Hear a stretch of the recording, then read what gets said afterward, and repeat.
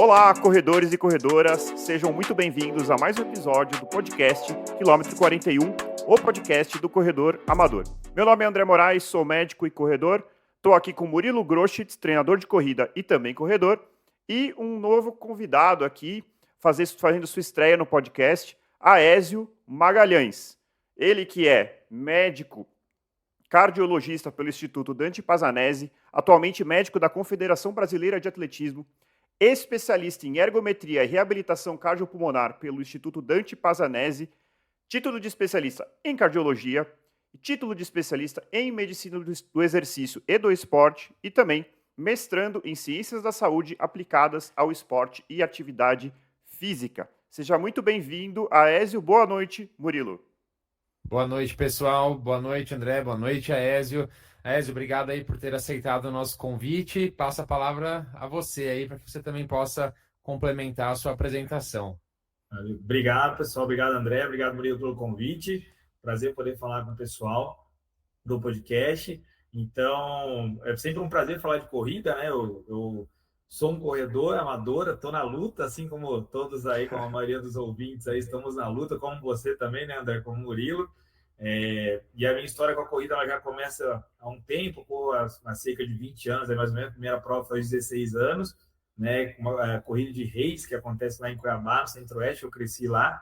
E depois vim para São Paulo, estudei, fiz a cardiologia, medicina esportiva, e há uns 8 anos eu treino de forma mais firme também a corrida, né? A maior distância foi Buenos Aires, 2022, estou com os projetos aí de voltar a fazer maratona ano que vem, mas gosto bastante, acho que a corrida é muito democrática, acho que é um esporte que ajuda muito, né, as pessoas a quebrarem, né, o estilo de vida do sedentarismo, de fato, porque apesar das complexidades que a gente sabe, que a gente vai conversar aqui, é um esporte simples, né, que não demanda tanta estrutura para fazer e é muito bacana, eu gosto bastante. Muito legal. Bom, Aézio. Aézio, a escolha por se especializar em medicina do exercício, do esporte, teve relação com a sua prática da corrida ou nada a ver? Sem dúvida. Como eu te falei, né, com 16 anos eu já estava correndo lá pelas ruas de Cuiabá. Eu fiz um ano de educação física, porque eu sempre gostei muito de esporte. Meu pai me introduziu muito no esporte. Eu comecei a correr também muito para acompanhá-lo na atividade, né? Então, eu fiz educação física por um ano, mas as coisas acabaram não evoluindo. Era uma formação mais específica para dar aula. Eu queria trabalhar mais com pesquisa à época. E aí eu acabei indo para fazer medicina novamente, depois, né? Fiz a cardiologia com uma forma assim, eu entendo a cardiologia muito ligada ao esporte, né? Todo mundo, vou fazer um check-up, né? Quem você procura, né? Quando você quer fazer um check-up? Cardiologista, né? Então a cardiologia ela tem muito essa relação com o esporte.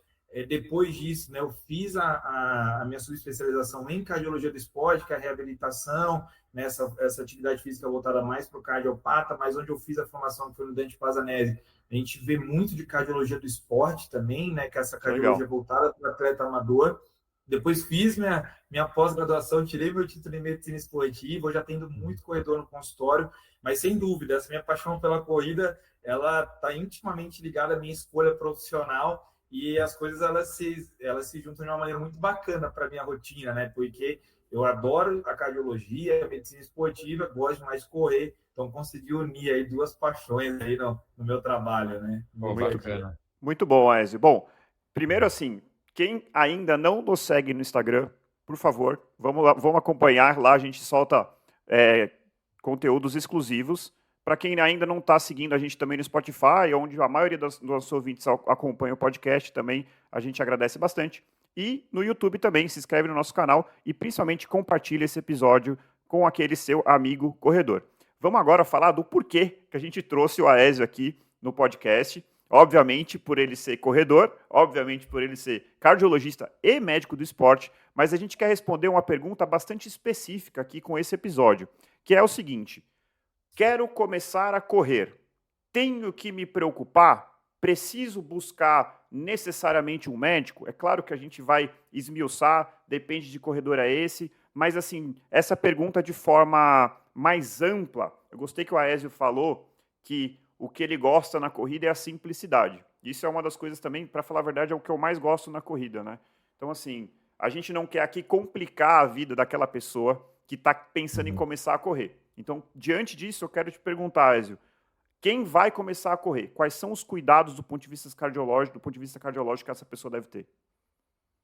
Então, isso é muito legal, né, André, a gente poder esclarecer, Murilo, a gente poder esclarecer esses pontos, porque é uma dúvida que a gente recebe muito no consultório, e a gente vai falar um pouco aqui, justamente, do que a literatura preconiza, né, do que nós, como profissionais, a nossa experiência, a minha experiência, né, que sou cardiologista corredor também, traz para acrescentar e para que as pessoas possam treinar de maneira segura. Então, lógico, né, idealmente, quando você já tem uma certa idade, por exemplo, você passa dos 35 anos, quando você quer fazer uma atividade mais intensa, de fato é interessante que você passe numa avaliação médica. Essa avaliação médica ela vai ser composta, né, por uma anamnese detalhada, né? Então é importante a gente começar do começo, né? Então, assim, uma anamnese detalhada, a sua história clínica, se você tem algum sintoma, então isso é muito importante, né? Se você é uma pessoa que tem algum tipo de sintoma, se na sua família há uma história de doenças cardiovasculares, isso tem que acender uma luzinha na sua cabeça, pô, é legal, né, eu procurar um médico para poder fazer essa avaliação, né, se você passou dos 35 anos, então isso é bacana. E aí, a partir do momento que você vai ao médico, a gente vai começar com a sua história, a história da sua família, e aí a solicitação de exames. O que as diretrizes elas recomendam, né? Elas recomendam inicialmente um eletrocardiograma, que é um exame muito simples, um exame extremamente disponível, né? Então, você tendo um eletrocardiograma, a gente já consegue avaliar muitas das situações, né, que a gente vai comentar também ali, né, no decorrer do nosso bate-papo, que são as malformações cardíacas, as cardiopatias congênitas. Porque nós sabemos que até os 35 anos de idade, né, a principal causa, né, de morte súbita, de desfechos cardiovasculares ruins, né, de doenças cardiovasculares nos corredores, nos atletas amadores de maneira geral, são as malformações do coração. Então, a gente tem a miocardiopatia hipertrófica, que é quando o coração fica com a parede mais grossa, dificulta o batimento do sangue, né? A gente tem um nome feio, né? Mas vou detalhar aqui, que é a displasia ritmogênica do ventrículo direito. É quando a metade direita do coração ela sofre algumas malformações, né, que favorecem o surgimento de arritmias, ou quando a gente tem o que a gente chama de coronárias anômalas, né, que é quando os vasos sanguíneos do coração têm uma conformação diferente do normal, dificultando a passagem de sangue. Então, até os 35 anos, as principais causas de problemas são malformações. Isso num eletrocardiograma simples a gente consegue identificar, né? E a partir dos 35 anos, as principais condições, né, que levam a situações aí de maior gravidade, ela é o que a gente chama de doença coronária, que é o entupimento, né, das coronárias, dos vasos sanguíneos do coração, pelas famosas placas de colesterol, pelas placas de gordura. Então, por isso que o eletro nos ajuda, principalmente nos atletas mais jovens, abaixo de 35, que a gente já consegue identificar grande parte dessas situações. E nos pacientes, nas pessoas que passam os 35 anos, um teste ergométrico, né, que é um teste provocativo, aquele teste da esteira, ele já é um exame legal, porque às vezes pode ser que eu tenha uma placa de colesterol, quando o coração está parado, ela não gera problema. Mas quando eu coloco esse paciente sob esforço, vai aparecer. Um outro exame que a gente acaba utilizando muito na rotina é o ecocardiograma, que é o ultrassom do coração, que ele vai identificar também essas malformações que eu disse no eletro. Então, assim, mas você vê que são exames simples, né? Seja um eletro ou um teste ergométrico, o teste ergométrico e o ecocardiograma, eles não são exames obrigatórios do ponto de vista de literatura médica, recomendação formal. Certo. Mas são exames que, se você tiver acesso, é de bom tom fazer. Mas vai perguntar, pô, mas então todo mundo tem que fazer? Não, não é necessário que todo mundo faça, mas quando você está com o objetivo, isso é uma outra coisa que a gente vai trazer na discussão, quero deixar vocês à vontade aqui para me interromperem quando vocês acharem necessário, que é quando a pessoa está buscando performance e quando a pessoa está buscando qualidade de vida.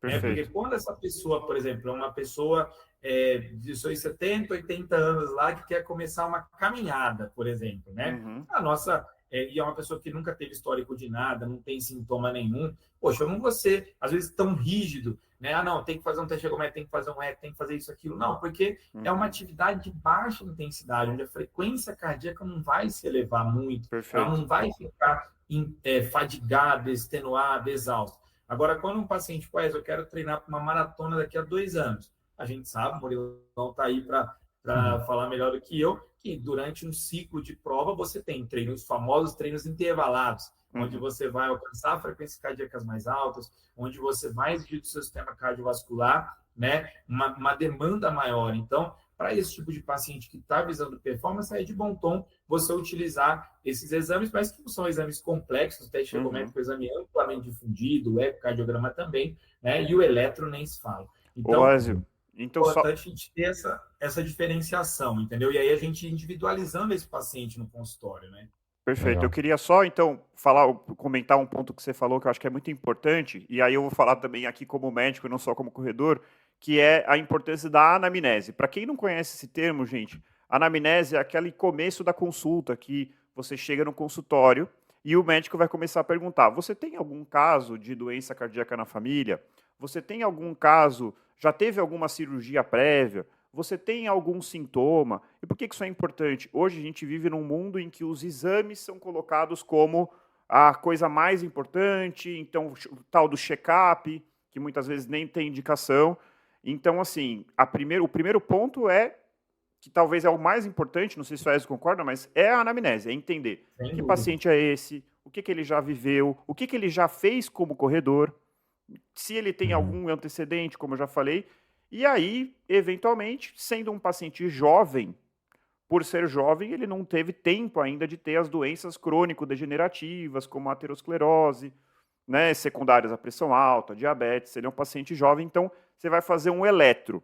O eletrocardiograma, gente, é aquele que você coloca as ventosinhas no peito e sai com aquele traçado, né, que vai mostrar ali no eletro. Quanto tempo demora para fazer um eletro, Aésio? 10 segundos. 10 segundos. Leva mais tempo para colar todas as... Exatamente. O mais chato é, às vezes, raspar tem que depilar o peito, mas assim, é um exame muito disponível. Quanto custa um eletro? Caso um aluno ou um corredor que não tenha aí um convênio, se ele quiser pagar por um eletrocardiograma, quanto custa? R$50. Uns R$50. Então, e assim, mesmo em unidades de SUS também, você vai conseguir fazer com uma certa facilidade também. Porque assim, gente, essas doenças que acometem as pessoas mais jovens, geralmente são aquelas que, quando a gente tem, infelizmente, um evento e uma pessoa jovem que não tinha pressão alta, que não tinha diabetes, que acaba falecendo ou passando mal numa corrida, isso é o pior cenário, né? Aquilo que a gente quer evitar a todo custo. Uma pessoa que tinha uma doença, não sabia que tinha e vai descobrir no momento de uma atividade física. E para esse tipo de coisa, uma boa anamnese e um eletrocardiograma, na maioria das vezes, é o suficiente. Exato. Então é importante, né, a gente ter essa individualização, né? Porque até quando o paciente ele quer a performance, um outro exame que é muito bacana também, infelizmente não é tão disponível, que é a egospirometria, né? Que é o exame de esteira, onde o paciente faz com uma máscara, aquela máscara acoplada ali a um aparelho que vai avaliar quanto de oxigênio você está consumindo durante aquele esforço, e esse consumo de oxigênio vai fazer a gente entender as famosas zonas de treinamento, né? Isso, a gente tem um episódio 12 inteiro só sobre zona de treinamento. Lá a gente explica sobre o teste ergoespirométrico, que é o padrão ouro para determinação da zona de treinamento. André, Aésio, uma outra coisa acho que vale a pena falar, interessante, da mesma forma que na medicina, né, vocês aplicam a anamnese, eu como treinador também tomo bastante esse cuidado, né? A primeira coisa que novos atletas fazem na minha assessoria, em outras assessorias que eu conheço, geralmente isso também é feito, a gente aplica um questionário, aplica uma anamnese nesses novos atletas. Isso é muito importante para a gente, como vocês falaram, né, estratificar um possível risco que essa pessoa tem para episódios cardiovasculares. Então, isso é fundamental.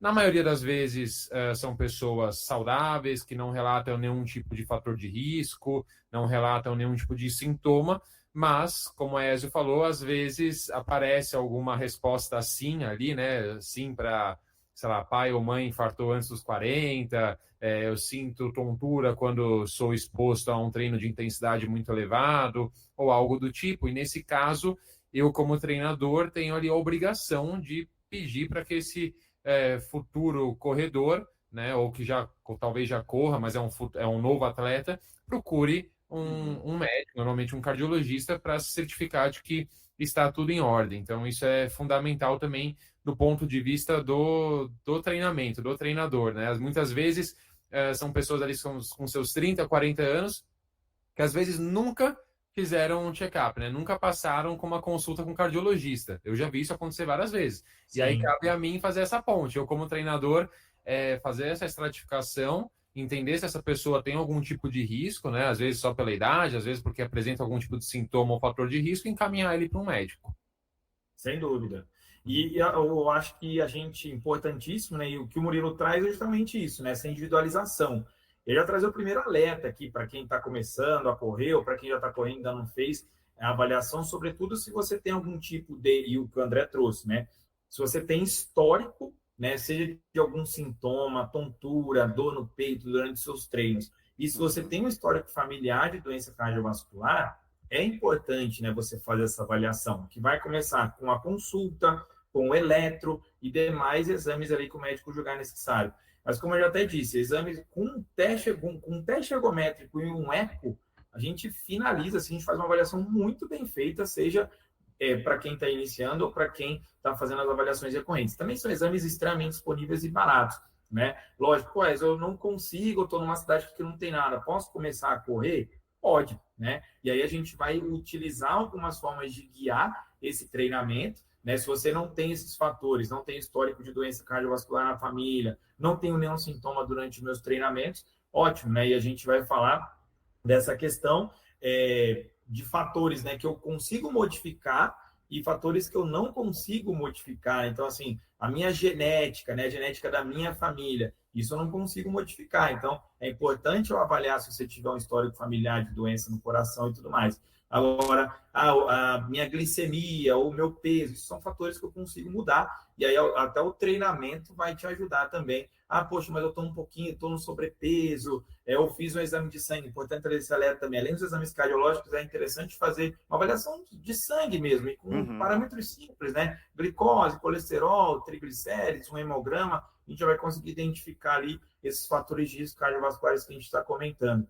E aí, a partir do momento que esse paciente faz essa avaliação, se ele não tiver essa disponibilidade, mas ele quer treinar, ele pode treinar. É uma coisa que a gente utiliza muito, né, vamos dizer, num cenário assim, o paciente está lá no meio, sei lá, no meio do interior do Brasil, não tem acesso a nada, né, não tem acesso a um smartwatch para ele verificar a frequência cardíaca e nada, ele pode utilizar a percepção de esforço dele, né?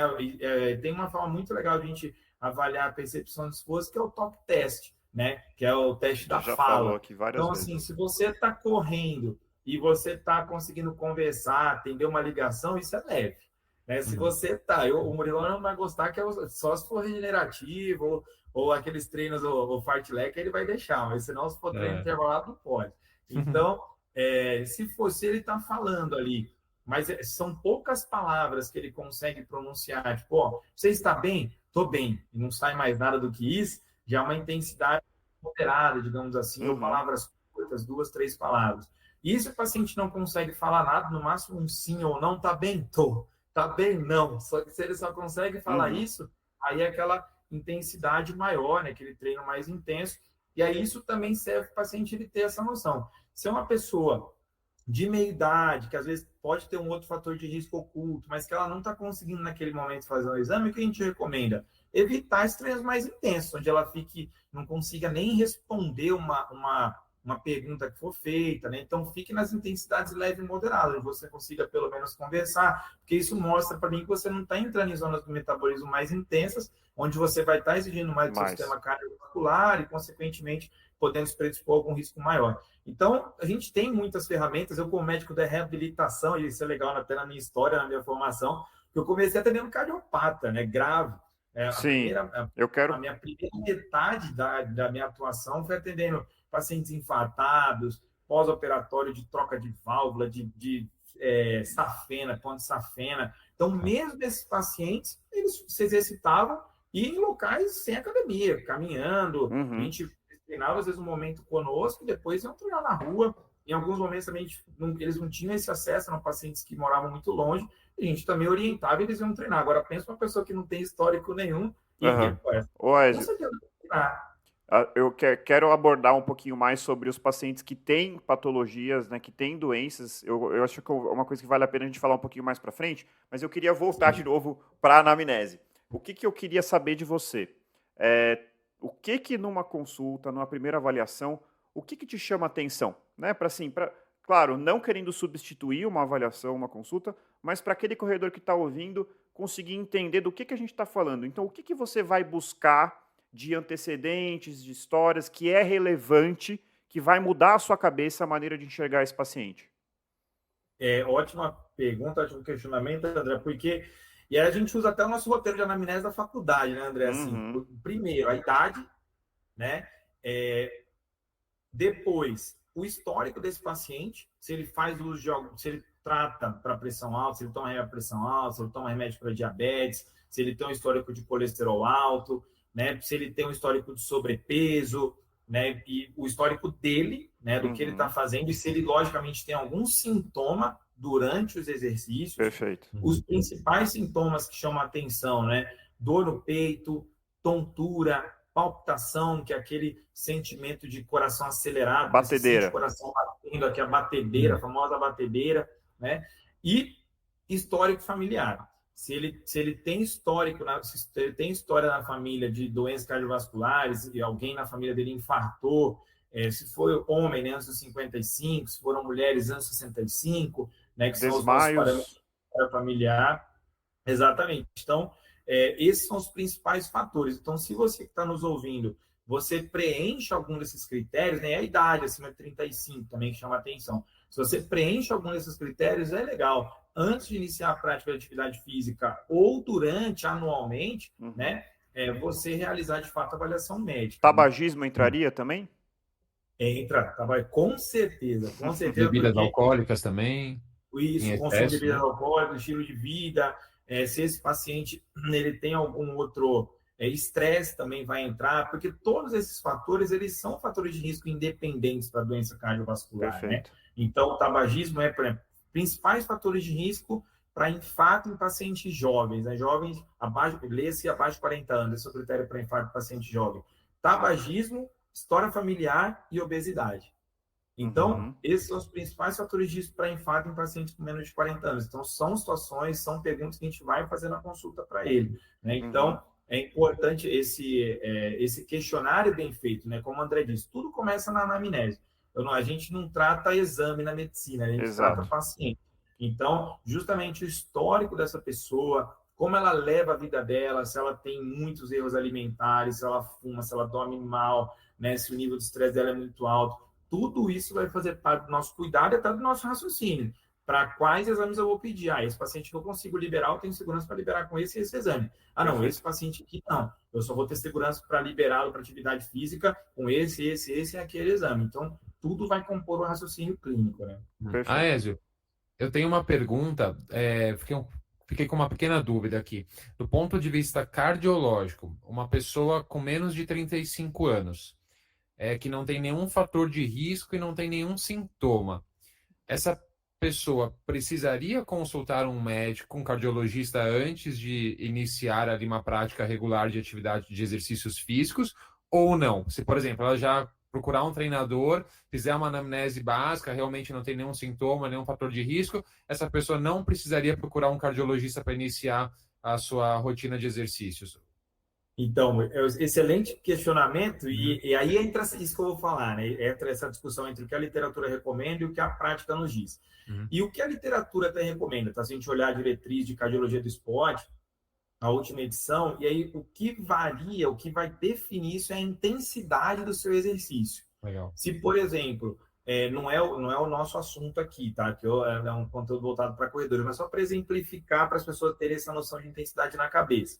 Se eu recebo no meu consultório uma senhorinha de 70, 80 anos que quer fazer uma hidroginástica 2 vezes por semana, provavelmente eu vou liberá-la com uma anamnese, com um exame físico e um eletro, né? Se ela não tiver nenhum eletro recente. Por quê? Porque é uma atividade de baixíssima intensidade. Então, é uma atividade onde ela não vai expor ali o sistema cardiovascular dela a altas demandas. Agora, quando eu falo, esse paciente, quando ele vai entrar, né, durante o treinamento em intensidades moderadas e altas, e aí até a diretriz de cardiologia ela traz isso, que seria uma intensidade moderada para intensa.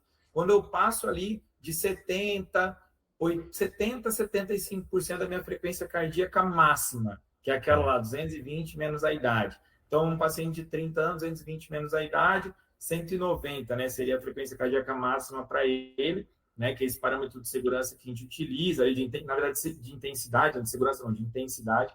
Então, 70% disso, pela diretriz, já é atividade intensa, pela diretriz de cardiologia, pelos estudos, né? Que avaliaram o metabolismo, já é uma intensidade moderada para alta, então já teria benefício. Então, Murilo, essa é a questão. Quando eu quero entrar num ciclo de prova, aí é legal você fazer essa avaliação, mesmo que você seja jovem e sem histórico. Por quê? Porque você vai expor esse paciente, esse atleta, a Z5, a Z4, as zonas ali de 90% de frequência cardíaca máxima, de 100, de 105, se você tiver algum treino ali em Z6, né, que seria o supra-VO2 máximo, enfim.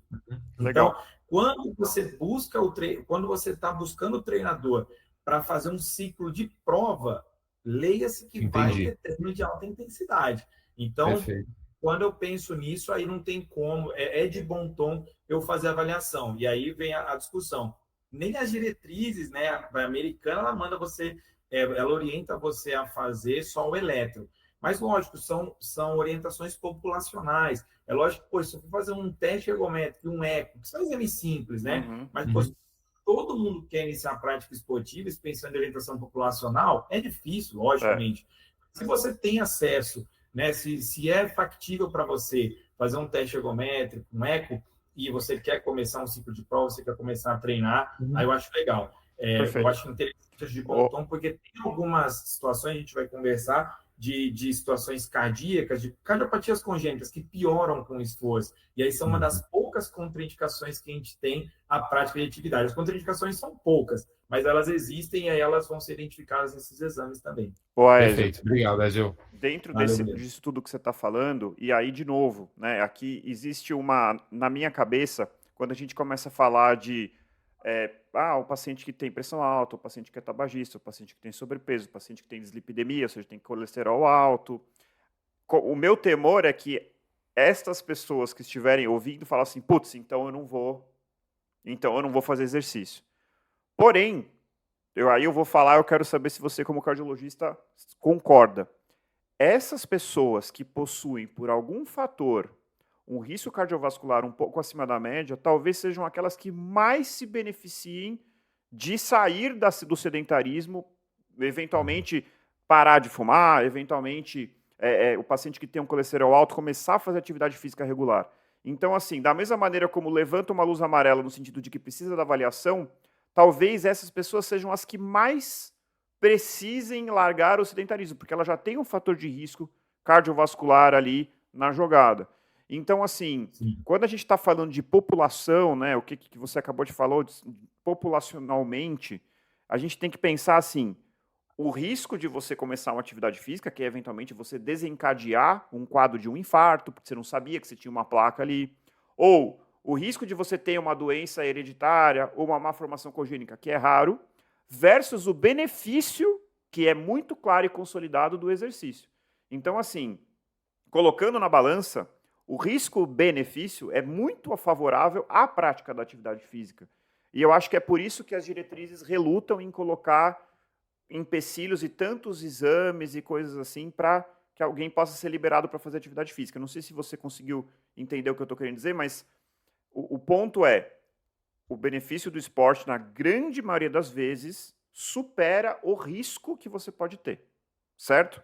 Não, sem dúvida. Não estou dizendo que não precisa avaliar. Eu estou dizendo que, na grande maioria das vezes, vai ser avaliado e vai ser liberado. Esse é o ponto. Exatamente. E a minha ideia não é, de maneira nenhuma, afastar as pessoas do esporte, né? E é por isso que é importante a gente trazer a lucidez para essas pessoas, né? Na questão da intensidade. E, lógico, a pessoa ela tem que ser honesta com os objetivos dela. E aí eu vou trazer alguns dados aqui. Por exemplo, reforçando isso que você falou.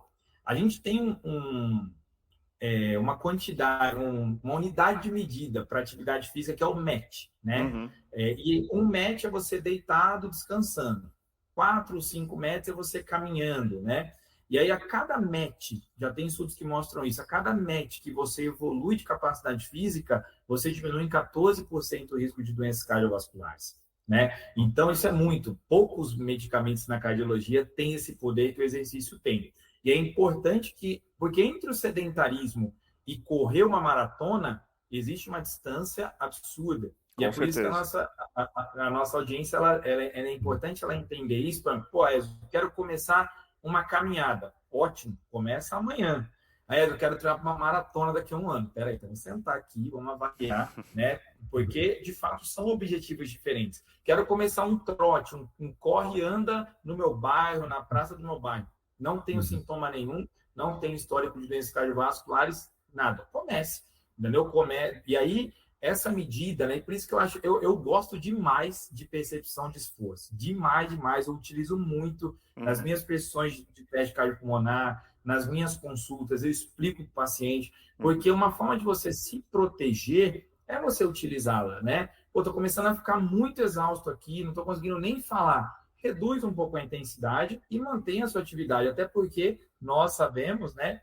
O Murilo aqui melhor do que nós todos, que é o nosso treinador, que justamente o treino que garante esse aumento da resistência, né? Basicamente o treino em zonas pouco intensas, Z1, Z2, Z3, que são os treinos de baixa intensidade, com baixa frequência cardíaca para aquele paciente. E esses treinos, até do ponto de vista cardiovascular, são treinos seguros, né? Tanto que a gente, na cardiologia, a gente tem um conceito que é o pré-condicionamento isquêmico. O que é isso, né? Quando o paciente, a intensidade em que ele começa a apresentar alterações de isquemia, que é aquela alteração de falta de sangue ali no coração. E aí, fez um teste ergométrico nesse paciente, tá? Só para exemplificar. E ele começou a apresentar as alterações com 150 batimentos. Esse paciente, ele pode treinar? Pode. O que a gente faz na prática? Você pode treinar, mas evite passar de 140, 135. Coloca uma margem de segurança e libera ele para o exercício. Então, é mais ou menos esse raciocínio para aquela pessoa que quer começar uma atividade física, pô, mas está longe, não tem acesso, comece. Comece com uma caminhada, comece com um corre e anda, começa atento a essa questão da sua percepção de esforço. Se forem treinos onde você ficou muito extenuado durante o treino, reduza um pouco a intensidade e mantenha, porque naturalmente também isso vai te gerar um condicionamento para que você continue treinando ali de uma maneira que você vai treinar nas zonas pouco intensas, né, do seu metabolismo, leve, moderada, e naturalmente você vai ganhando condicionamento também. Hoje eu estou fazendo esse treino, estou com 140 batimentos, daqui a 2 meses estou fazendo o mesmo treinamento, estou com 130. Então mostra que eu ganhei, que eu me condicionei. E uma outra alternativa também, uma outra condição, é o uso, né, de smartwatches, que hoje tem ajudado demais. E aí, se você pudesse guiar, né, pela frequência cardíaca também mais segura, também é interessante. A gente consegue isso com essas fórmulas, por exemplo, da máxima predita, né, que é o 220 menos a idade. Daí derivam outras fórmulas que o médico vai conseguir te ajudar, sem necessidade de exames. Então, tem muita situação. Acho que é importante quem está nos ouvindo ter essa honestidade até consigo mesmo, né? Eu quero começar a atividade física. Deve começar. Começa amanhã. Compra o tênis e vai. Mas, pô, eu quero correr uma maratona, eu quero correr Berlim, eu quero correr uma Major, eu quero isso. Pô, aí é legal você fazer uma avaliação mais pormenorizada, porque você vai exigir mais do seu sistema cardiovascular. Acho que é importante isso, né? E a gente consegue atender todo mundo, né? Com certeza, permanecer, né, Aécio e André, permanecer ali no conforto, né, no estado padrão ali, você já com colesterol alto, hipertensão, etc. É Não muito é a mais saída. perigoso. Não é a saída. É muito mais perigoso você saída. continuar nisso, seja um dia, 2 dias, uma semana, um ano, do que você iniciar uma prática regular de exercícios leves, que, como a Aécio falou, em raríssimos casos vão trazer alguma consequência séria do ponto de vista cardiovascular, né? E o Aécio comentou a questão da percepção de esforço, e daí eu vou dar um ponto de vista aqui do treinamento. A percepção de esforço ela é muito interessante, né? O talk test que o Aécio mencionou é a primeira forma como eu prescrevo intensidade de treinamento para os meus alunos é através de percepção de esforço e talk test. Primeiro porque muitas vezes os novos alunos não possuem ainda um smartwatch, não tem um relógio específico de corrida, um Garmin, um Polar, etc. Ou muitas vezes ainda não sabem utilizar essas métricas de forma a utilizar, né, no seu dia a dia de treinamento. Então, percepção de esforço é a primeira forma que eu prescrevo intensidade do treinamento. E mesmo depois, quando o atleta vai ficando mais experiente, quando de repente ele adquire ali um Garmin, um Polar, e eu já consigo quantificar ali a intensidade do treinamento através de frequência cardíaca, através de ritmo mesmo de treino, eu sempre uso a percepção de esforço como métrica secundária. Porque o que acontece? Muitas vezes, se eu prescrevo uma intensidade de treinamento leve para um atleta, vamos supor um pace ali de 6,30 a 6,45, às vezes isso foi mensurado numa situação X, mas num verão, num dia de 38 graus, ao meio-dia, quando o atleta vai treinar, muitas vezes os 6,30, 6,45 não vai mais ser uma intensidade leve para ele. Então, aquela lição de casa lá, aquele aprendizado antigo que ele teve com a percepção de esforço e com o talk test, tem que entrar em vigor nesse momento. Ele tem que fazer essa autoanálise, ser honesto consigo mesmo, como a Ezio também comentou, e pensar, poxa, meu treinador passou 6,30, 6,45 e falou que a percepção de esforço tinha que ser leve. Mas eu estou correndo aqui a 6,40 e eu estou ofegante. Reduz o pace. Se você precisa desacelerar. Né? Isso é interessante, mas muitas vezes os corredores ficam tão bitolados em outras métricas, como o pace. Não, eu preciso cumprir a velocidade, preciso seguir o pace aqui, que muitas vezes eles esquecem da percepção de esforço, que é extremamente importante. Não só nesses casos, mas também tendo em vista a margem de erro que os relógios têm na aferição de frequência cardíaca, né? Isso acontece, de pace também. Muitas vezes, quando a gente está correndo, o movimento do braço faz com que haja uma margem de erro relativamente alta. Perde o sinal do GPS. Perde o sinal do GPS, né? A gente sabe que as cintas de frequência cardíaca aferem frequência cardíaca de uma forma mais fidedigna do que a aferição no próprio punho, né? Através daquela luzinha de infravermelho. Então, assim, muitas vezes a pessoa não tem a cinta. Então, percepção de esforço é de suma importância. A gente já comentou bastante em outros episódios sobre que aprender a utilizar percepção de esforço é uma coisa que vale a pena. É uma bela lição de casa para o corredor. E aí a gente está, na verdade, trazendo aqui uma outra razão do porquê vale a pena aprender a dominar assim, o que é a percepção de esforço.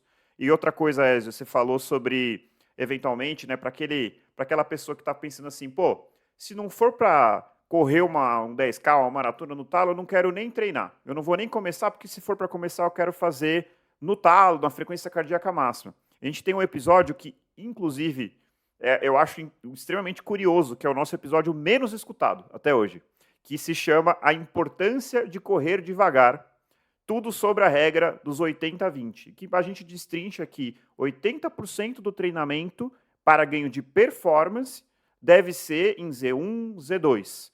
E aí eu acho muito emblemático que de todos os nossos episódios seja o menos escutado, porque provavelmente as pessoas não querem saber de correr devagar.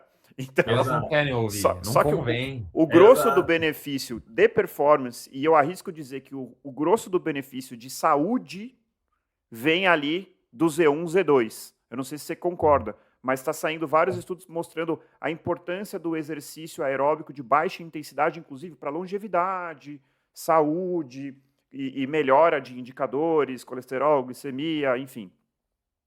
Não, concordo plenamente. E é justamente isso que a gente está comentando, e é até um treino seguro, né? Se você parar para pensar, mesmo paciente que não está com a condição de fazer uma avaliação médica, é o treino até mais seguro para ele. Treine, né, nessas intensidades. Pô, mas eu não tenho smartwatch, eu não tenho nada, eu não sei o que é pace. Use o talk test. Use a percepção de esforço. Tá conseguindo falar? Tá legal. A palavra ficou curta, não tá conseguindo falar, tá intenso, diminui. Acabou. Então, assim, não tem como a pessoa falar para mim que não consegue treinar com essas orientações, entendeu? Porque se você não tem smartwatch, se você não tem um treinador, usa a percepção de esforço. E a gente usa, e até, Murilo, complementando isso, a gente usa isso até hoje. Seja nos laboratórios até hoje, sempre utilizamos, assim, é uma das métricas que a gente mais utiliza por tudo isso que você falou. Seja se você parar para pensar em tratamento, em reabilitação, a gente vai usar a percepção de esforço, né? Se você parar para pensar em treinamento, também a gente vai utilizar a percepção de esforço por tudo isso que você falou. Às vezes eu treino naquele ritmo, né? Só que por N situações, teve uma gripe, ou teve uma infecção intestinal, ou está muito calor, ou não se alimentou, não se hidratou, você não vai conseguir manter aquele ritmo. E quem vai falar isso para você? A sua percepção de esforço e, consequentemente, a sua frequência cardíaca. Então, tanto que, né, atletas profissionais, atletas top, muitos dos treinos que eles fazem é sem olhar no relógio. Né? É basicamente ali pela percepção de esforço, eles sabem em que zona de treinamento que eles estão. Isso vem muito do conhecimento, né? Então, é importante você também utilizar, esquecer o relógio um pouquinho, né? Fazer os treinos, isso aí para a galera que a gente está falando de um extremo, né? Da galera que não tem acesso, talvez, nem a um smartwatch, a um relógio. A gente sabe que, né, hoje esses relógios eles vêm avançando cada vez mais, mas também tem o outro extremo que é a pessoa que treina, não olha nem a rua, né? De tão fixada que ela está no relógio. Então, a percepção de força ela te dá muito isso, tanto do ponto de vista de performance, que vai te garantir treinos nas zonas menos intensas, que garantem a performance, mas também nessa questão de saúde, vai te fazer treinar de uma maneira segura. Então, eu acredito que seja uma bela forma de você avaliar o seu treinamento, a qualidade do seu treinamento, a percepção de esforço, sem dúvida nenhuma. Maravilha. Deixa eu te perguntar uma coisa. Mais uma vez, para aquele corredor que às vezes tem um pouquinho de medo e se deparou com uma manchete. Corredor morre durante maratona. Quando acontece essas tragédias, né, essas coisas que você vai dizer se são comuns ou se são raras, se você puder, eu não sei se você tem um dado do quão comum é isso, mas o que leva a uma pessoa supostamente saudável a ter um evento cardiovascular grave durante uma prova? Quais seriam os principais, os grandes culpados aí de algo como isso? Quão comum é e como a gente pode prevenir? A probabilidade ela é muito pequena, né? Então é de 0,0002, 3 zeros antes do 2 aí, 2 zeros antes do 2, então é uma probabilidade muito baixa de isso acontecer, esses eventos em morte súbita em atletas amadores, tá? Então é uma probabilidade muito pequena e é o que eu falo para os pacientes aqui no consultório. É que quando, infelizmente, há um evento desse, né, numa prova, poxa, você tem imprensa, você tem foto e tal. Mas a probabilidade disso acontecer é muito menor do que você ser sedentário. Você sendo sedentário, a probabilidade de uma morte súbita de evento cardiovascular é muito maior. Só você ir nos hospitais e ir lá perguntar para quem está no setor da cardiologia infartor, quem faz atividade física e quem não faz. Você vai conseguir identificar ali que a quantidade de evento em pacientes sedentários é muito maior. Então, esse é um medo que não se justifica, né? Eu falo isso muito nas entrevistas que eu dou, né, para os pacientes aqui no consultório. Poxa, se até o pessoal que está treinando, está tendo evento, isso não se justifica de maneira nenhuma. A probabilidade de uma pessoa ativa é muito menor do que no sedentário, como a gente está reforçando aqui.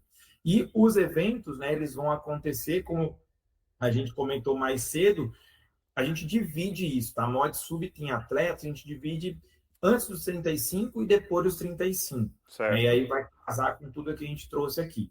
Antes dos 35 anos são as famosas cardiopatias congênitas, como eu falei, a principal delas é a miocardiopatia hipertrófica, que é uma doença genética, né? Um espessamento do músculo cardíaco, e ele fica tão grosso que ele não deixa que o sangue flua, né, de uma maneira adequada, e aí vai provocar arritmias, eventos graves.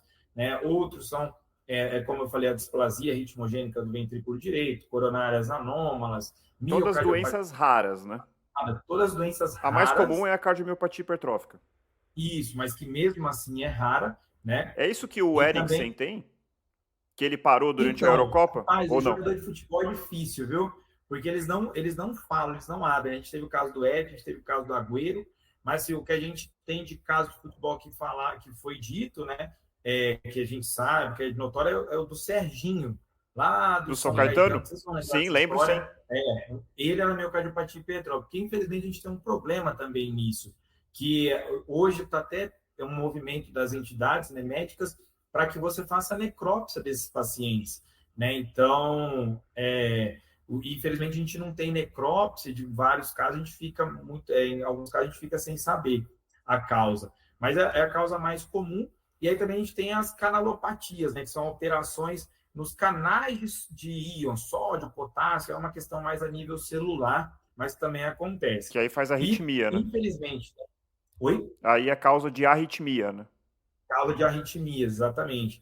E, infelizmente, geralmente quando você tem essas cardiopatias congênitas, a gente vai acabar tirando o atleta do esporte competitivo, que é onde ele trabalha nessas intensidades maiores. Por quê? Porque, por exemplo, o miocárdio não compactado, que é uma delas, a displasia ritmogênica do ventrículo direito, que é outra, e a miocardiopatia hipertrófica, principalmente nas formas mais graves, elas pioram com a atividade física. Tá? Tudo isso a gente consegue ver no eletro. Só no elétrico. Consegue ver no elétrico. Não precisa nem de Boa parte eco, dessa a rigor. consegue ver no elétrico, entendeu? Perfeito. Mas, e é isso que eu estou falando, mas são entidades extremamente raras, né? Não há por que você ficar preocupado, vou ter isso, vou ter aquilo. E aí, depois dos 35 anos, aí vem a doença coronária, que é o entupimento, né, das coronárias pelas placas de colesterol, causando infarto. E aí também esses eventos. E, por isso, quando você tem esses eventos em corrida, geralmente são pacientes que não identificaram, que não fizeram exames, que não fizeram avaliação. Ou que resolveram fazer no dia da prova o que eles nunca fizeram na vida, né? Também pode acontecer. Não querendo culpar, lógico que não, mas assim, eventualmente algum desavisado que nem teve recentemente um menino novo que seguia um influencer e assim, ele fez um vídeo, não sei se vocês viram, ele fez um vídeo, assim, descobri agora que eu vou correr uma meia maratona. Aí deu 15 minutos e falou assim, acabei de saber que na verdade eu vou correr uma maratona sem treinar. E aí ele morreu. Tipo assim... Eu não sei se foi o mesmo caso ou se foi outro, mas acho que tenha sido esse caso. Ele, não sei se ele seguiu um influencer, na verdade foi uma campanha, acho que da empresa dele, não foi? Não, ele seguia um influencer. Não, foi influencer mesmo. Ele seguia um influencer, aquela coisa do alta performance, enfim, um cenário bem ruim. Exato. E aí por isso que é importante, né, André, a gente trazer essa informação, porque nós, de maneira nenhuma, eu sou cardiologista, sou médico de esporte, sou corredor, de maneira nenhuma eu quero afastar as pessoas da atividade física. Pelo contrário, a minha briga é que as pessoas façam cada vez mais atividade física. Mas é importante ter esse equilíbrio, né? Entre a atividade física e você começar uma caminhada, você começar uma bicicleta, você começar uma musculação, né? Mas, poxa, trabalhando a intensidade, numa intensidade baixa, né? Respeitando os limites do seu corpo. E aí você partir para uma prova, né? Onde seja 10 quilômetros, seja 21, seja 42, ou mesmo 5. E até trazer um detalhe para vocês. As provas mais curtas, muitas vezes elas trazem até mais problema. Por quê? Porque são provas onde você faz em mais alta intensidade. Sim. São provas mais curtas e as pessoas menos preparadas. Porque geralmente elas vão 21 e 42 é difícil quem não está preparado encarar. Agora, os 5 e o 10, todo mundo acha que dá conta de fazer. E aí você vai naquela atmosfera, junto com, às vezes, uma pessoa que treina mais do que você, que treina mais do que você e que te chamou, e vamos que dá, agora acelera, último quilômetro. E aí você, de fato, tem, infelizmente, eventos como esse. Não, né, como você falou, não estamos querendo culpar ninguém, mas é importante a pessoa também ter essa honestidade. Pô, estou treinando, consigo fazer uns 5 km em 30 minutos, em 27 minutos, em 32, é isso. Eu sei o que é pace, ou eu não sei nem o que é pace. Caiu uma inscrição aqui no meu trabalho, eu estou indo correr. Poxa, caminhe 5 km, corre um pouquinho, né? Corre caminha Pô, nunca fiz um exame, estou aqui nos 5 km, vou correr para 30 aqui, que o meu amigo falou que vai correr para 30 que dá. Então, assim, é importante ter esse equilíbrio, e nós aqui como profissionais de saúde é importante. Também, lógico, né? Sempre estimulando a prática de atividade física, né? Respeitando, se possível, tendo um profissional ao lado como o Murilo, mas também sabendo o que você quer fazer, qual objetivo você quer alcançar, e você colocar isso na balança e fazer o que é preciso, né, para isso. Poxa, eu quero começar uma caminhada, quero começar um corre e anda tranquilo, numa intensidade baixa. Rapaz, compra seu tênis, marca cardiologista e depois você faz. Eu falei esses dias, um tipo de maratona, é diferente. Eu falei esses dias no nosso Instagram que, paradoxalmente, a corrida não combina com pressa. Então, assim, se você quer entrar na corrida para desfrutar do que ela tem de melhor, você não precisa ter pressa. Isso é uma coisa que vira e mexe eu escuto. Mas para manter ou conseguindo falar, ou manter minha frequência cardíaca dentro das de Z2, Z3, eu vou ter que andar. Tá bom, então você vai andar. Não tem problema nenhum. E gradualmente você vai subindo. Ô Aézio, eu queria abordar aqui, a gente falou aqui daquele corredor eventualmente mais preocupado, mais receoso, que eventualmente tem medo de ter morte súbita, mas eu quero abordar aqui o outro extremo, aquela pessoa que fala assim, para que eu vou passar no cardiologista se eu não sinto nada? Eu não tenho dor no peito, eu nunca desmaiei, eu não sinto nada, então eu não preciso passar no cardiologista. Existe o risco de uma pessoa ter como a primeira manifestação de uma doença cardiológica justamente uma parada, um infarto. É possível que alguém completamente assintomático tenha um evento mais dramático numa corrida? Sim, né? E trazer um dado para vocês, 50%, tá?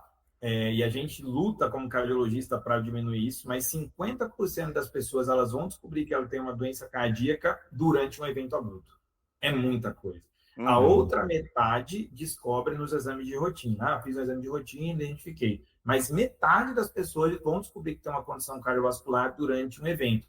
Justamente porque são condições silentes, né? Então, são condições que estão ali paradas, quietinhas, e quando eu exponho o meu coração, o meu sistema cardiovascular, uma demanda grande, uma corrida intensa, aqueles sintomas que eu nunca corri, mas eu quero correr rápido naquele dia, né? E aí uma situação pode aparecer, uma placa de colesterol pode se romper e gerar um entupimento completo da artéria, que é o mecanismo do infarto, e por aí vai. Então, por isso que é importante, né, sobretudo, reforçando, sobretudo diante da intensidade que você quer se propor a treinar, você fazer uma avaliação, você buscar um profissional, desculpa, para que você treine de maneira segura, né? Então é importante até trazer só rapidinho, complementar isso que você trouxe, André, no assunto anterior, essa questão da intensidade. Isso é muito interessante, trazer 2 dados aqui para os nossos corredores. Boa, adoramos dados. Que a gente consegue transpor, né, para as pessoas, né? A gente está vivendo uma fase muito doida às vezes, né? A média para um maratonista se tornar top é de 10 anos.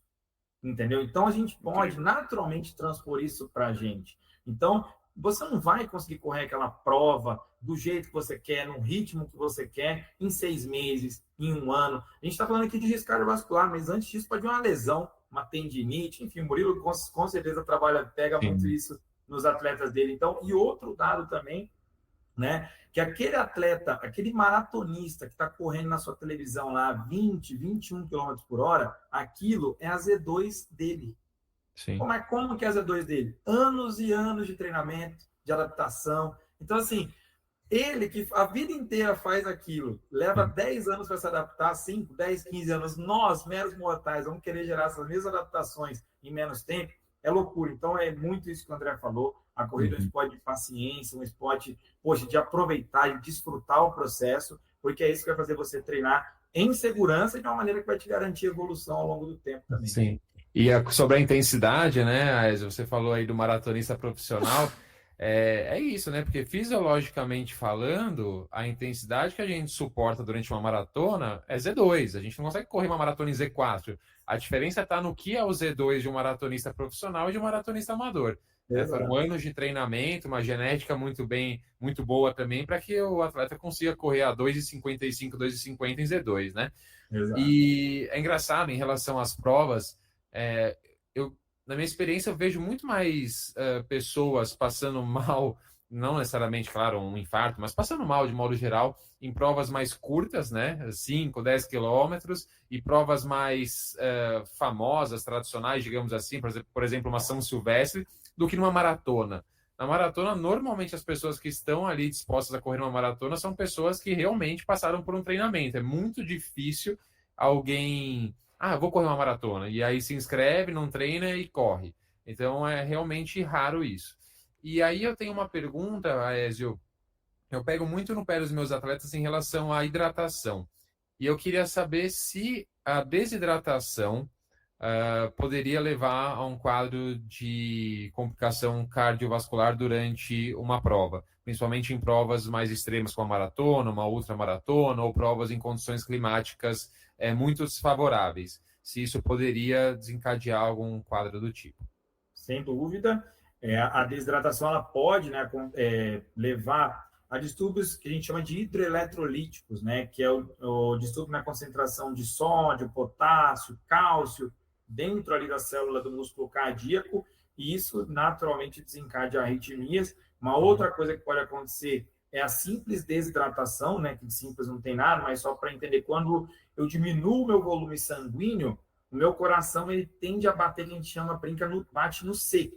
Ele bate ali, mas ele não tem volume de sangue para mobilizar. E essa batida dele com pouco volume também desencadeia arritmias. Então, a desidratação é algo que, de fato, tem que ser muito combatido, né? Seja nos treinos, seja nas provas. E é importante também essa cultura. Se você não faz no treino, você não vai fazer na prova. Então, se você não atenta à hidratação durante os seus treinos, naturalmente você não vai se atentar durante a prova. Uhum. E as pessoas, elas têm, de fato, alguns mitos, né? Não, eu consigo fazer. Tudo bem, conseguir fazer, você vai conseguir fazer muita coisa, mas em que condições Às você custas vai de conseguir quê, né? executar aquilo? Às custas de quê? Né? Então, é importante essa atenção à hidratação, à suplementação com carboidrato, enfim, né? Para que você consiga fornecer energia que seu corpo precisa, que seu coração precisa, para poder executar aquele esforço, né? Isso é uma coisa que você vai Perfeito. trabalhar em treino, né?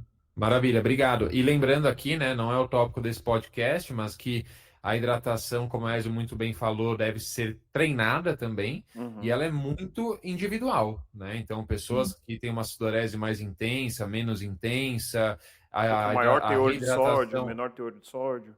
perfeito.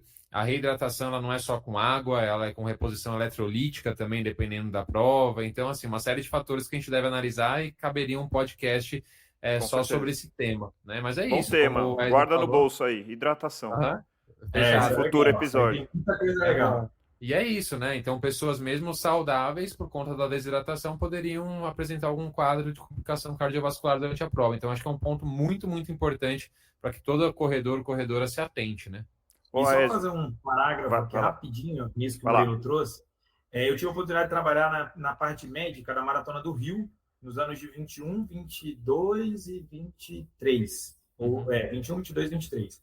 E isso que o Murilo falou é muito verdade. Quando a gente, no meu primeiro ano que eu cheguei, ele falou assim, prepara tudo para meia e para 42, porque 5 e 10 é tranquilo. Aí, pessoal, Aézio, engano seu. Os dias de, que é tudo separadinho, né, na Maratona do Rio. Os dias de 5 e 10, o movimento aqui no posto médico é tão intenso ou mais do que nas provas mais longas. Justamente por conta disso que o Murilo falou. Às vezes aquela pessoa que não treina, ou quer distância mais curta, se sente mais preparada, quer botar uma intensidade maior numa prova que não treinou, que não entende bem ali o seu corpo, não sabe como vai agir. Então, o movimento no posto, nos dias de prova mais curta, em alguns anos até supera das provas mais longas. Ô, Aécio, e já que você trouxe essa experiência, que eu, aliás, eu achei bastante interessante, qual que é o sintoma ou o diagnóstico mais comum num posto médico numa maratona? Ou numa corrida de Vai rua? pegar, o que a gente pega muito é hipertermia, né? Principalmente, né, logicamente, no Rio, né? Falando do Rio, pela temperatura.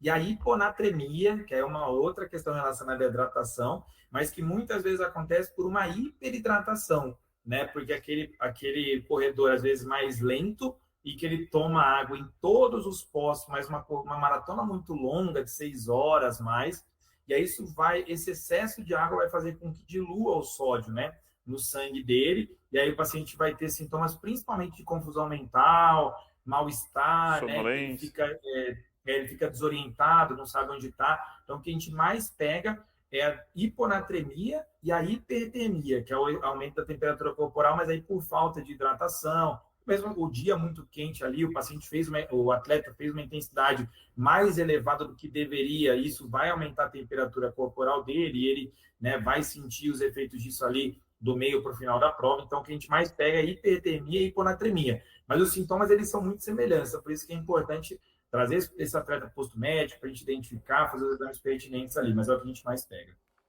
Ô, Ezio, Maravilha. a gente falou aqui você falou dos pacientes que têm lá cardiomiopatia hipertrófica, então doenças congênitas, que aí, infelizmente, para esses atletas, o esporte competitivo acaba sendo cortado da vida deles, mas eu queria falar aqui de doenças comuns, doenças como pressão alta, doenças como diabetes.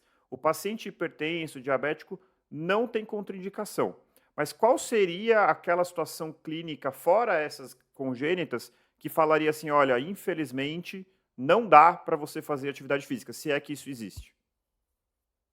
Raro, mas existe, igual eu sou médico de reabilitação, então, assim, para mim, todo mundo pode fazer exercício, deve fazer, mas, assim, falando de pressão alta, níveis que impedem, né, a prática do exercício naquela sessão.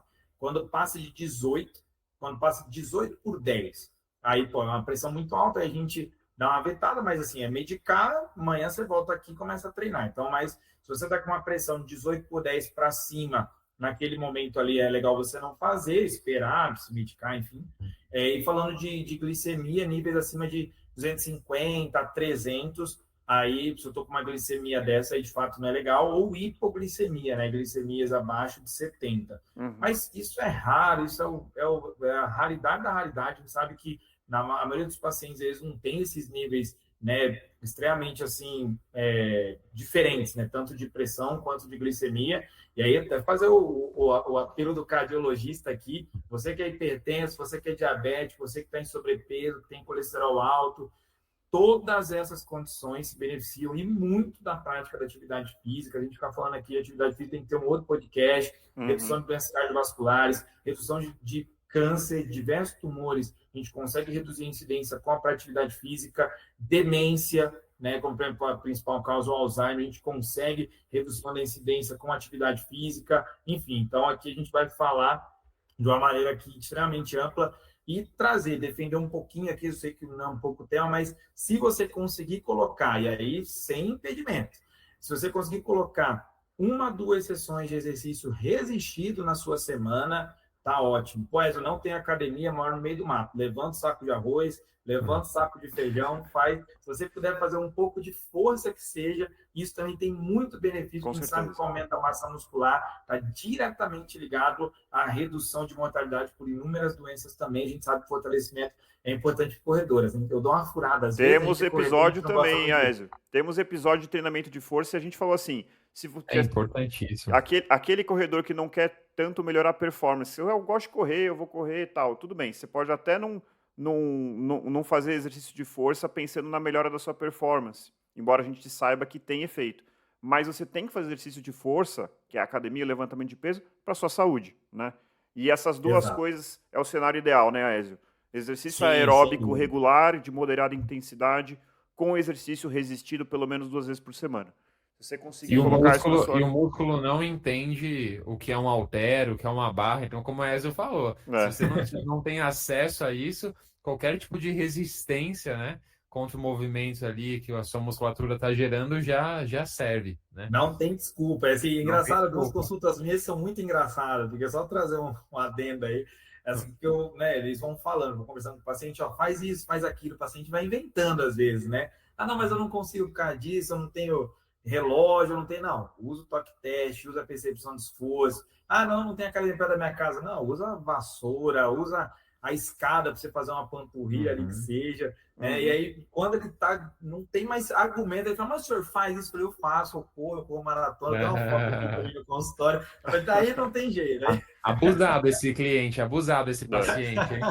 E tem. Porque as pessoas às vezes naquela ânsia de encontrar uma desculpa, e assim, não tem desculpa, né? Não coloque empecilhos para sua prática de atividade física, né? Faça dentro da sua possibilidade. Hoje, poxa, a internet está aí, conteúdos como o de vocês são, né, sensacionais. Então, a informação está disponível. Então, não coloque empecilhos para a atividade física, né? Busque informação, né? E lógico, se você tem algum histórico, busque acompanhamento médico, mas de fato o esporte é democrático, né? A corrida é extremamente democrática. Muito. E a gente tem que aproveitar isso, né? Para difundir cada vez mais. E assim, eu sempre falo assim, embora aqui seja um podcast de corrida e a gente gosta de corrida e é o esporte que eu pratico, eu sempre, às vezes os pacientes perguntam para mim, mas doutor, qual que é o melhor exercício? E eu sempre respondo, é aquele que você gosta de fazer, ou aquele que você consegue incluir na sua rotina. Então, senão não tem adesão. Senão não tem adesão. Se a pessoa não gosta de correr, e eu entendo que tem pessoa que não gosta de correr, não adianta. Vai procurar outra coisa. Você gosta de uma coisa mais dinâmica, que tenha competitivo, que seja com time. Vai buscar o que é do seu agrado. E aí você vai conseguir colocar na sua rotina. Também não adianta forçar a barra. Né? E serve... Pode falar, desculpa. Eu só ia falar que serve a mesma máxima ali para exercícios de força, né? Então a gente tem diferentes categorias. Você pode gostar de ir para uma academia tradicional, puxar ferro ali no espaço de musculação, você pode fazer um pilates, você pode fazer um funcional. Existem diferentes formas de você trabalhar a parte da força, né? Eu gosto de categorizar em 2 grandes grupos de exercícios, né? Claro que há também a questão da flexibilidade, né? Do equilíbrio, da propriocepção. Mas ali a gente tem os exercícios cardiorrespiratórios e exercícios de força. Então, assim, é muito importante que você encontre uma modalidade de cada um desses grandes segmentos para que você pratique no seu dia a dia, que você tenha uma adesão grande. Um ponto mais importante, como o André muito bem colocou, é você gostar dessa modalidade, porque senão não adianta. Você fazer alguma coisa que você não gosta, você vai fazer ali por algumas semanas, alguns meses, no máximo, se você for uma pessoa muito, muito resiliente, e depois esquece, você já vai parar com certeza de praticar. Exato. E trazendo, tem informação de artigo mesmo. A gente tem as recomendações formais, né? 150 minutos de atividade moderada por semana, ou 75 de atividade intensa. Mas eu não consigo fazer 150 minutos na semana. Faça 30, faça 40, faça 50, faça sessões de 10 minutos, de 15. Tem um artigo que saiu mostrando que desses 75, falam 75 minutos semanais, né, de atividade mais intensa. Mas já tem artigos mostrando que se você fizer 10, você já tem benefícios do que quem está relacionado ao sedentarismo, né, do que quem está no sedentarismo. Então, o exercício físico vale aquela máxima. 1 é melhor do que 0, não tenha dúvida. Então, pensando nisso que o Murilo trouxe, que você trouxe, que a melhor atividade é aquela que você consegue fazer, a gente sabe que muitas pessoas, o impacto delas está no tempo. Eu não tenho tempo para fazer. Utilize o tempo que você tiver. Se tem 10 minutos, faça 10 minutos. 20, faça 20. 30, 30. Não tem problema. Qualquer coisa é melhor do que você ficar 100% do seu tempo sedentário, e vários estudos já mostram isso. Benefício de sessões mesmo curtas, de 10, 15 minutos, trazendo benefício de redução de mortalidade cardiovascular frente a quem não faz nada. Então, isso é muito importante. É importante que as pessoas entendam isso. E aí é uma questão de prescrição, né? Quem não quer ter menos doença do coração no futuro? Né? Quem não quer infartar menos? Enfim. Então, não tem muita negociação. É algo que tem que fazer parte da rotina das pessoas, a atividade física, né? E a fragmentação também, Aézio. Assim, você pode fragmentar o tempo que você vai treinar por dia em algumas vezes, né? Então, por exemplo, claro que do ponto de vista do treinamento, da performance, a gente está falando outra linguagem, né? Mas, assim, pensando do ponto de vista da saúde, da qualidade de vida, da redução da mortalidade, etc., se você ali, de repente, vai para o seu trabalho, vamos supor, de metrô, se você descer uma estação antes e andar ali 15 minutos até o seu trabalho e na volta fizer a mesma coisa, se você somou 15 com 15, você fez 30 minutos de exercício leve naquele dia. Se você fizer isso todos os dias, você passa de longe o que a recomendação ali de... Né, você ganha de lavada. Ganha de lavada. Né? É um então, assim, sucesso absoluto. Tem gente que não gosta desse termo, mas assim, o exercício é um baita de um remédio, né? Com certeza. Então, é muito melhor do que remédio, eu diria. É muito melhor que remédio. É o melhor, é muito melhor. Mas é que, de fato, as pessoas elas se impactam nisso, né? Não tenho tempo. E aí quando você vai trazendo essas informações, imagino que gera uma angústia mesmo, né? Você sabe que o negócio é muito bom, mas você não consegue, sei lá por que motivo, fazer. Mas é algo que a gente tem que abordar, a gente tem que conversar. Acho que iniciativas como o podcast é muito legal, porque a gente traz informação que a pessoa consegue, né, digerir, entender e saber que, de fato, não é uma questão de papo de bar aqui, não, é evidência científica, é artigo, é literatura. Sim, é uma coisa que já é muito clara, né? Não é opinião, é fato. Exatamente. Muito bom. Gente, eu tenho uma pergunta. Vai lá, Murilo. Rapidinho. É uma pergunta que eu escrevi aqui, anotei aqui embaixo, lá do comecinho do nosso episódio. O Aézio comentou ali que se você ali agendou o seu cardiologista, né, se você, de repente, não tem acesso a um cardiologista, mas você quer iniciar a prática regular de exercícios, faça isso em intensidades mais leves, né, porque são intensidades que te trazem uma segurança muito grande. Eu queria saber, Aézio, eu acho que até sei a resposta, mas acho que é importante para os nossos ouvintes. Existe algum tipo de sintoma que me faz com que seja proibido para que eu inicie ali uma rotina de exercícios antes da consulta com o médico? Por exemplo, eu sou muito sedentário, estou acima do peso e qualquer tipo de exercício, mesmo que, entre aspas, leve, talvez para mim nem seja tão leve, vamos supor, caminhar até o supermercado que fica a 2 quarteirões da minha casa, isso me dá uma tontura, isso me dá um desconforto no peito, isso como funciona? Eu posso fazer exercício ou não? Acho que aí com sintoma a gente é mais rigoroso mesmo, porque com sintoma o ideal é você não praticar até uma avaliação. Por quê? Porque o sintoma ele pode mostrar ali uma instabilidade do sistema cardiovascular mediante o esforço. E o sintoma ele é algo muito subjetivo, né? Então, às Sim. vezes, sintomas leves, a gente pega isso muito na prática, imagino com o André também, sintomas leves, às vezes, mostram doenças cardíacas graves, né? E, às vezes, o contrário também eles faz verdadeiro. Às vezes, o paciente tem um sintoma exuberante, mas, às vezes, você vai buscar a causa, não é uma causa tão assim, você fala, poxa, não está tão compatível com o sintoma, mas, de fato, tem uma alteração ali. Então, por conta disso, o sintoma durante a prática de atividade física, aí ele já traz o paciente para uma necessidade de avaliação, porque, como eu disse, isso pode ser algo muito grande ou algo muito perigoso que está acontecendo, né? E aí é legal essa avaliação para que ele possa resolver a questão dele ali e treinar em segurança. Então, de fato, se você tem sintoma durante toda a prática de atividade física, não é legal. Isso é importante trazer também. Poxa, eu treino muito bem, e aí nesse treino aqui que eu fiz em jejum, não comi, não dormi, não foi legal, eu me senti mal, tive uma tontura e tal. Não, tudo bem, aqui foi uma situação, né, do treino, uma pessoa que já se conhece, tudo bem. Mas se você não tem um histórico de treinamento e você tem sintoma durante toda a sessão, na maioria das sessões de treino, aí se faz... É uma bandeirinha vermelha, né? Na verdade, as pessoas acho que sobrevalorizam os sintomas. Eu, como nefrologista, eu falo às vezes que, infelizmente, vai parecer estranha a frase, mas infelizmente a doença renal, ela é assintomática. A pessoa não tem como saber que tem doença renal crônica ou que a pressão alta, o diabetes já está levando a uma lesão renal.